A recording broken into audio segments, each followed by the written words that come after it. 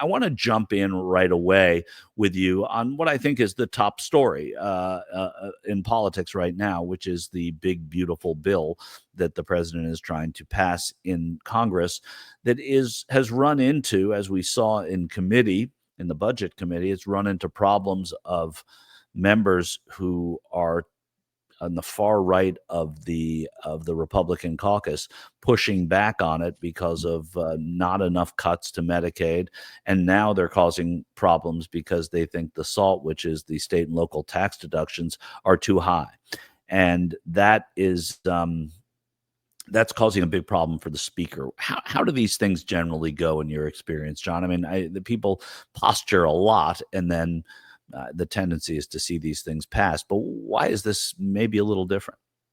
Because there's only 3 votes separating the Congress on this question. If they don't have the votes, it dies. But for Donald Trump, it would be a terrible blow. Remember, he has been basically ruling by executive order. And if now his major legislative goal is rejected because of his own political party, he's got a big problem. I can't tell you what the outcome will be. I can tell you that right now they're wheeling and dealing and trying to come up with something. But wait, then they have to go to the Senate, and the Senate will have its say as well. So for Donald Trump, this is a moment of truth. And for Speaker Johnson, who is backing the president 100%, and in the end understands that he and the Republicans will be held responsible, particularly if the amount of cut to Medicaid is what it appears to be, because it will basically cripple the program. So I would suggest to you the Republicans have a real challenge. If they go along with the president, they're putting all their money on the table. And if they lose on this, they will lose votes come November next when we go to the polls in 2026. It's always tricky, whether you're a Republican or Democrat, to have to legislate on issues that affect everyone in your district, right? I mean, really, it's 3 votes. Do you understand? It does, but it is. But I'm talking about these individuals who are going to buck their party or not buck their party. What's the first obligation of every politician? To get reelected. To get reelected, exactly. Yep, that's what their obligation is. But in this case, this is something that knows no party, right? Medicaid knows no party. And I beg to differ. It knows a party. The Republican Party has never been in favor of Medicare, never been in favor of Medicaid. They frankly don't care if it's gutted. Remember that one of the things George Bush did not do in 2004 in the campaign was talk about his wanting to make major changes in Social Security, for instance. Right. Republicans are very conscious of the fact if they are doing, as you pointed out, and rightly so, district by district, you start attacking Social Security or Medicare or Medicaid, and I think you're in big trouble with the electorate. Yeah, there's no question. I perhaps misspoke when I said it knows no party. What it means is Medicare recipients know no party. It affects there are Republicans, Democrats, Libertarians, independents across the board, Green Party, whatever you are. I would remind you, and I think it's very important to people to understand, Ronald Reagan originally opposed Medicare, and he had real doubts about Social Security, although he claimed his parents survived because of Social Security. How did he achieve a compromise with the late Speaker Tip O'Neill? They were political enemies, if you will, until after hours when they take a drink together.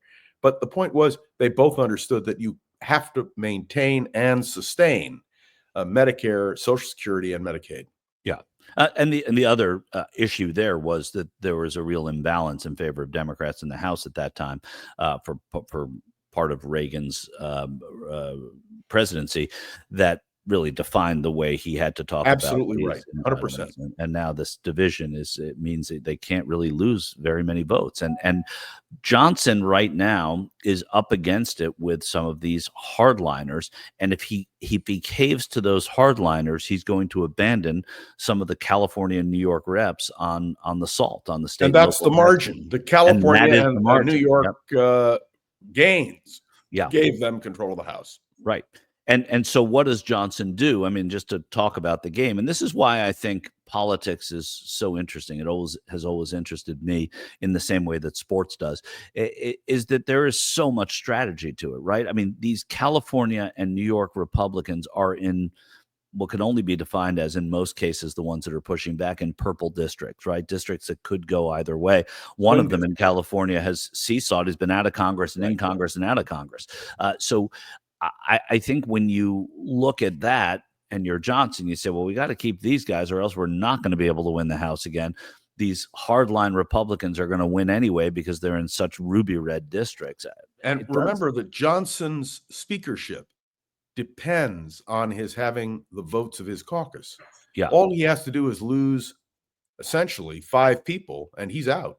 Yeah. And that's what's happened to previous speakers of the House, as you are familiar.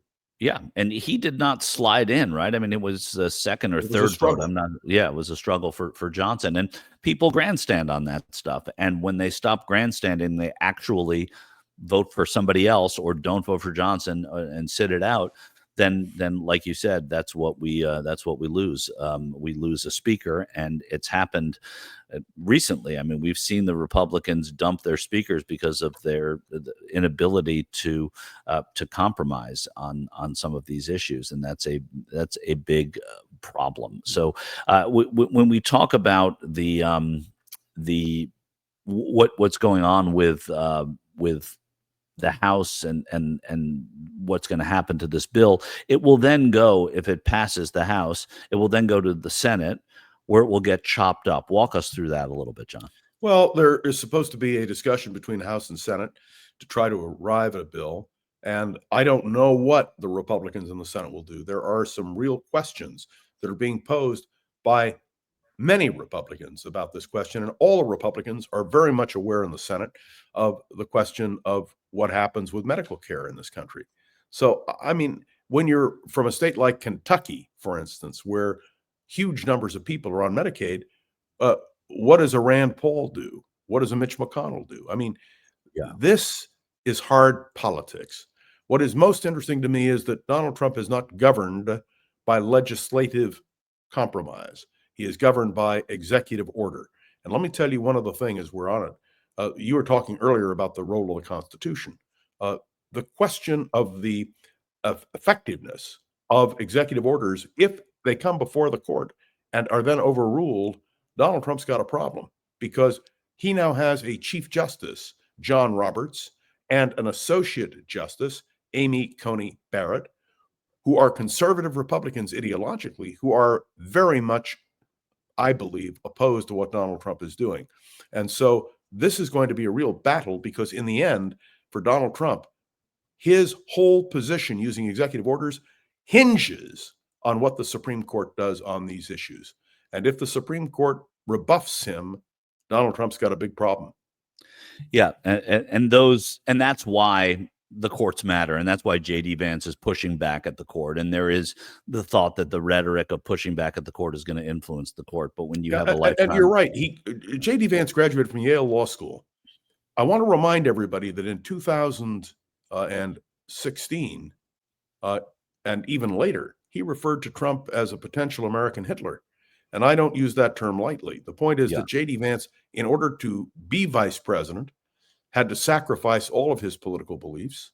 And the job of a vice president is to defend the president. We have very few examples in history where a vice president has crossed the president, and I could do that with you to some extent. But there is no doubt that for J.D. Vance, everything is on the line. Remember Mike Pence, the loyal vice president, completely rejected by Donald Trump in the end because he didn't do what he wanted. And that's what J.D. Vance labors under, that question. It is not an easy job to be vice president if you have principles, because you have to sacrifice them often in defense of the president that you serve. You know the story of the mother who had 2 sons. One went to sea, the other became vice president, and neither one was ever heard from again. And that is no longer the status of the vice presidency. Right. It is no longer. I mean, and I think we credit Jimmy Carter for that. In part, but giving Walter Mondale. Talk about the evolution of the vice presidency. Walter Mondale was the first vice president to have an office in the White House. And Right. I think it's very important to note that every vice president since Mondale, as you rightly pointed out, has been directly involved with the presidency. That was not the case in the past. Although the beginning of that was with Richard Nixon and Dwight Eisenhower. Right. But even there, it's the vice president has only one master, and that is the president. Yeah. Even some people said Gerald Ford had that as after he became president, that he was still indebted to Richard Nixon and a defender of Nixon's. I don't believe, historically. Well, it doesn't matter what I believe. We have we have time to talk about that at Yes, one day we will. At a different time. I do though want to talk and just in wrapping this up. The most conservative hardline holdouts that are on this bill right now have been invited to an 11th hour meeting, which it won't happen at the 11th hour, but a meeting at the White House where they will go to the president. And that's what's the effect of holding out gets you in front of the president when it's his signature piece of legislation. I don't think it's overstating it to say that his first term, from what we know now, without knowing what's down the road in terms of geopolitics and domestic politics and controversy or anything like that, this will be what defines this will be his signature legislation of his first term and or his last term, and so these first 2 years going into next year's election.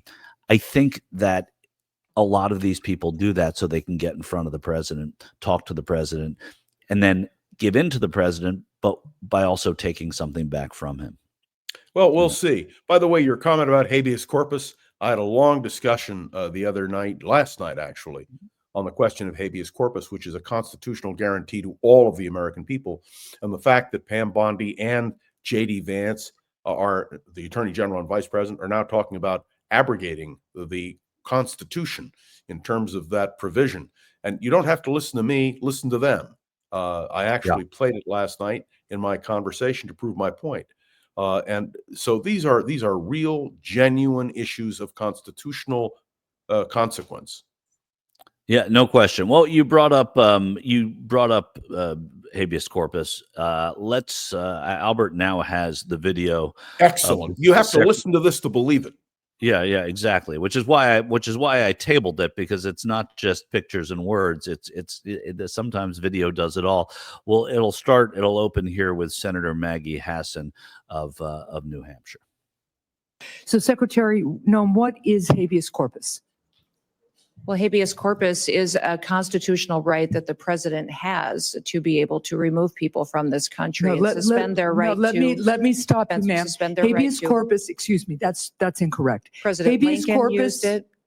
Excuse me. Mm-hmm. Habeas corpus is the legal principle that requires that the government provide a public reason for detaining and imprisoning people. If not for that protection, the government could simply arrest people, including American citizens, and hold them indefinitely for no reason.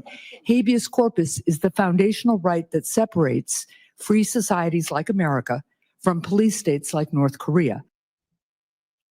That's precisely correct. Do you understand? Habeas corpus doesn't give the power to the president to do anything. And more than that, if you read the Constitution, you will note that the Congress has to support what the president is doing if habeas corpus is suspended. That happened during the Lincoln administration in the Civil War. Lincoln suspended habeas corpus, but then Congress gave its consent. And I want to point out to you that when you talk about a government that does not abide by the Constitution, we're in deep trouble. And can you imagine the Secretary of Homeland Security suggesting this? Let me take it one step further. Not even suggesting anything, not knowing what habeas corpus is, right? I mean, it defined in her job title, securing the homeland, but not for everybody, right? I mean, that's what that's saying, because she doesn't even know what habeas corpus is. I think this is something that people have to understand clearly and precisely. We have an administration that seems to disregard the Constitution and the constitutional process. You know, the most shocking thing to me is that the Republican Party, which claims to embrace the Constitution, is not standing up and raising holy hell. Can you imagine if Joe Biden had said what Kristi Noem and Vice President Vance and, yes, Donald Trump have said about habeas corpus, they would have been up the wall on this. And when you have fear and intimidation in a presidential administration, I think it's a very dangerous thing. By the way, you watched today in the Oval Office, the president sitting with the president of South Africa. One of the most Yeah, we'll disgraceful get to things that, I've John. ever John, yeah, seen. we'll get You're to that now, getting John. to it, But I know. I want to finish. I want to finish up Sure. with Kristi Noem here, because this was a president too who said and has repeated that he surrounds himself with only the best people. He Right. speaks hyperbolically all the time, but this defies even hyperbole. This is going to a place where you see that your secretary doesn't even know. I mean, the one thing that Kristi Noem had to know going in was the definition of habeas corpus, right? That's all that she needed to know before this committee. And she didn't even know that. And these are not the best people. And her default, to what you were saying, John, her default is, and you heard it as Hassan spoke over her and reclaimed her time. She said, it's what Biden did too, right? Everything is about Joe Biden. Everything is about what the other person's doing. There's a childishness to it. And it's a yeah. very dangerous thing when the Yeah. president of the United States puts people in power who do not regard the Constitution as it should be. And by the way, you will note that Mike Pence made a statement when this whole question of habeas corpus came up, defending the Constitution and absolutely incredulously at his former president's attitude. So I'm very clear. I don't think this is a partisan issue, Democrat or Republican. I think it's a question of the integrity of the administration. And may I be blunt and tell you, when it comes to the Constitution, there seems to be a total disregard for the law. Yeah, that bluntness is totally warranted, and and shame on the U.S. Senate for some of the people that they approved. You're not going to get, if you are a Democrat, you're never going to get a Secretary of Homeland Security that you absolutely love. That But said, you understand that, and I don't mean to interrupt, Michael. That's Yeah. precisely the point. Republicans traditionally would never have gone along with this. I was a member of the Republican Party for years. I was an officer in the Republican Party. I worked for a Republican president, Richard Nixon. And I can tell you, this is a complete defiance and redefinition of what a Republican position is. And that, to me, is the most disturbing thing of all, because I want a vital, vibrant two-party system in this country. And criticizing a president. But you know what? One of the things that bothers me is Donald Trump intimidates these people. You don't do it my way, I'll run somebody against you. And you Right. heard him do it yesterday with a member of Congress, blasting a member of Congress for not conforming to what he wanted. So my only feeling is, when you have a bully in the White House who disregards the Constitution and who names an attorney general, names a solicitor general, in fact, chooses a vice president who concurs in those judgments, then we are threatened as a democratic society. Yeah, I don't disagree at all. And let's then, if we're going to talk about bullying, let's go to the White House, as you To the Oval Office. to Good. the Oval Office, right? To the Oval Office, as you teased just a moment ago. Ramaphosa, the Prime Minister of South Africa, visiting President of South Africa, visiting the White House today and talking with the president. But let's listen to what the president actually had to say in his presence. Now, this is very bad. These are burial sites right here. Burial sites. He's showing a video of white farmers, and those cars are lined up to pay love on a Sunday morning.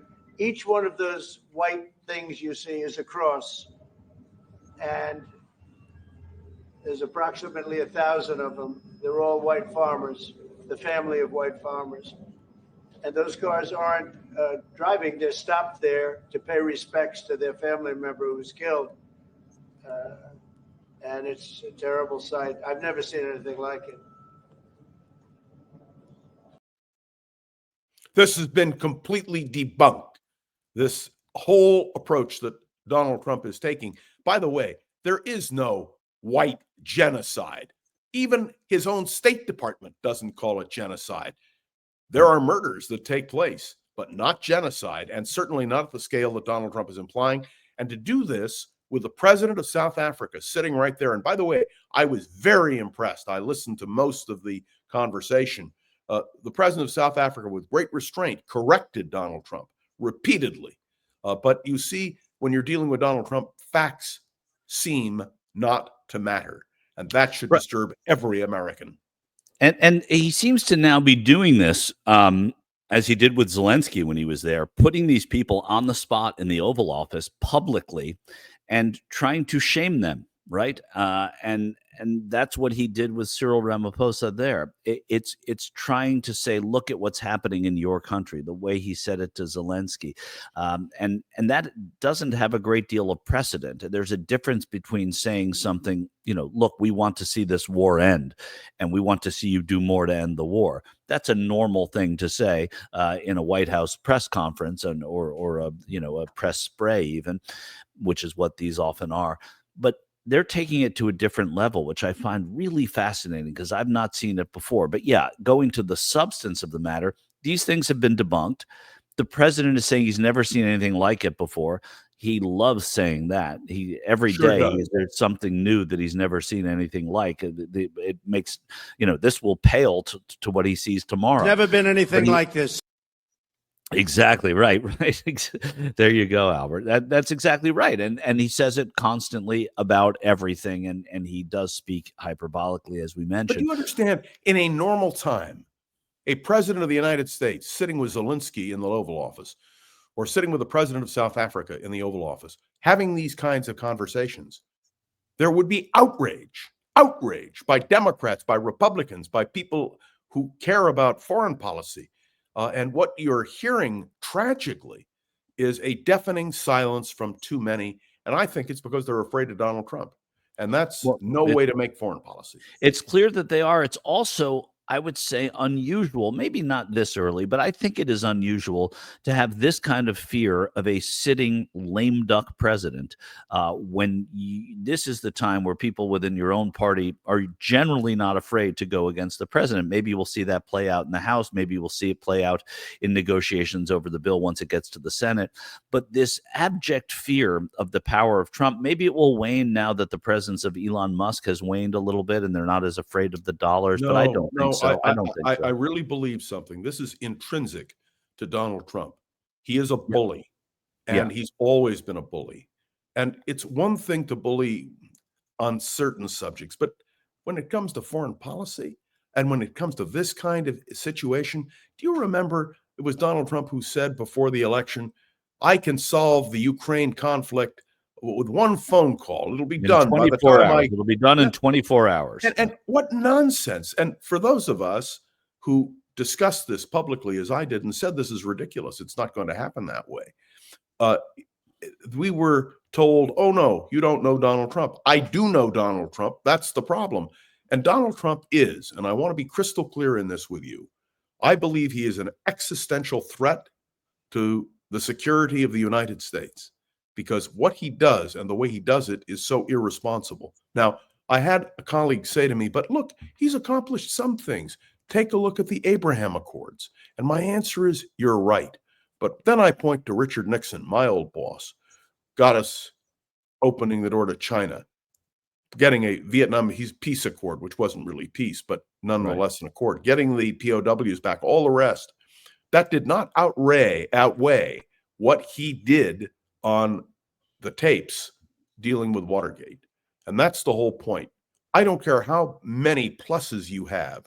It's these kinds of minuses, these kinds of irresponsible actions that the American people have to really understand hurt the presidency, hurt the country, hurt us as a nation. Yeah, it's true. And it also demeans the people who are really, I covered politics for a long time. You have too. There are real public servants. There are really people there. They all have egos, which I don't think is something that you necessarily need to be criticized for. But there are people that go there to try and make things a little better. And it demeans their work because of what's going on here and the theater that he puts up and the way that they just kowtow to. It's just terrible. Can I say a word about Joe Biden? Yeah. Nothing that has been said by Jake Tapper, and I've been following it very closely, although I haven't read the book, surprises me. Those of you who've listened to me here on the Mark Thompson program or on other forums know that I suggested, as soon as I saw the deficiency in Joe Biden, a man who I like and respect, that he should not run for re-election. But the idea now, as Donald Trump is suggesting, that he was not in control, that handlers were signing documents on AutoPen, all this kind of stuff is absurd and scares me because Joe Biden deserves better. And by the way, the Democratic Party has to struggle with the fact that they were not able to publicly say things that they saw about Joe Biden. But we all knew that. We talked about it on the air. It was no secret that Joe Biden was in diminished capacity in certain regard. But the attack on Joe Biden, the constant attacks on Joe Biden by Donald Trump, well, you can agree or disagree, but the point is it's Donald Trump who is now president of the United States and Donald Trump who is now accountable. And I'm not interested in rehashing my agreements and disagreements with the Biden administration or whether Joe Biden was, fully competent. Can you imagine they're suggesting this cancer diagnosis was kept from the public? Right. I mean, this kind of thing is terrible. There's only one analogy in American history, and that is Woodrow Wilson, who had a stroke in September of 1919, and his term didn't expire till March of a year and a half later. And the country was run by his wife. They called her the Presidentress, Edith Bowling Galt Wilson. But I don't think that was the case here. Wilson really wasn't capable. Biden was capable and did carry out his policies. And I just don't think it's worth debating Joe Biden's fitness. And somebody earlier, before you were here, I think we talked about the question of Kamala Harris running for governor of California and the question of whether or not she will then be attacked for covering up for Joe Biden. And I certainly hope that is not the case. I hope that if she runs for governor, that she is challenged on the issues and not on her relationship with Joe Biden. Vice presidents don't cross the president. They don't criticize presidents. Very rarely has that ever happened in our history. Over the court packing, which Franklin Roosevelt proposed, John Nance Garner did object, but he did it quietly. So that's just something to think about, I think. Yeah, I do too. I think, look, even Al Gore was criticized for not being critical enough of the dalliances of Bill Clinton, and had to finally make a statement about it. And then somehow they thought that he would be tied to what Bill Clinton did. At that time, Gore was a married man who had nothing to do with the whole scandal at the White House with Monica Lewinsky and President Clinton. So it is a tough place to be, the vice presidency, because remember Mike Pence. Yeah. When that whole question of Donald Trump saying he could get any woman and talking about the P word and so forth, his wife, Karen Pence, really wanted him to withdraw as a candidate. Right. He didn't. He stayed with it. But I don't blame Mike Pence for what his president at the time, Donald Trump, did. And I think that's also an important distinction. You're right. Thank you for raising that. Very, very well done. The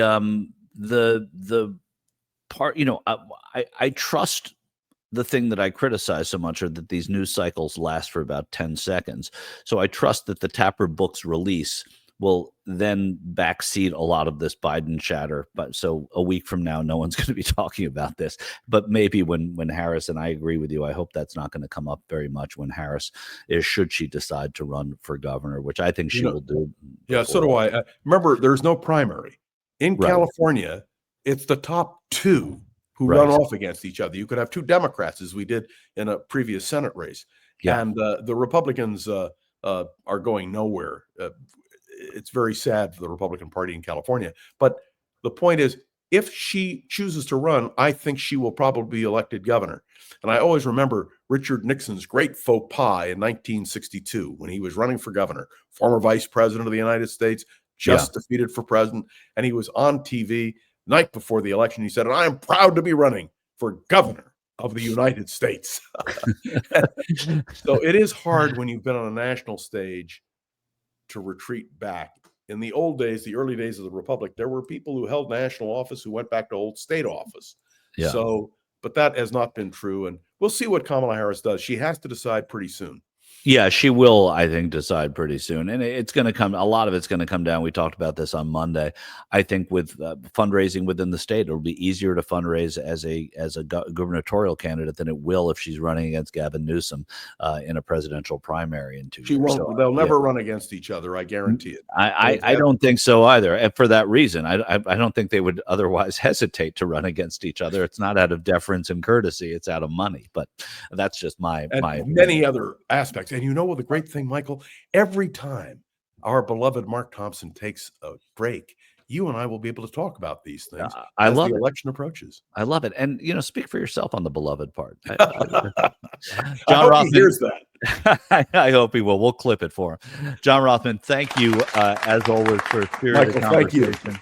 And thanks to Kim McAllister, too, and Albert. And Albert. Hi, it's of course, Mark, yeah. and I thought that was great. Hit the notification bell. You'll know whenever there's a new video being dropped, and please subscribe to our channel to help us save the universe.